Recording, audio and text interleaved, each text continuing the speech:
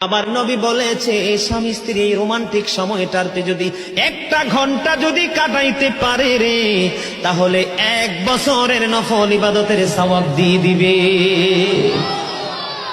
এরে যুবক, বউকে কষ্ট দিও না। স্বামী স্ত্রী যদি কিয়ামতের দিন কমপ্লেইন করে, তুমি যত বড় মোল্লা সাহেব হাজী সাহেব হন, নসিবই জুটবে না। আমি আমার মা আমার বোনদেরকে বলতে চাই, কখনো স্বামীর কলিজায় আঘাত দিও না, কারণ স্বামীর কলিজায় আঘাত দিলে তোমার জীবনে জান্নাত জুটবে না।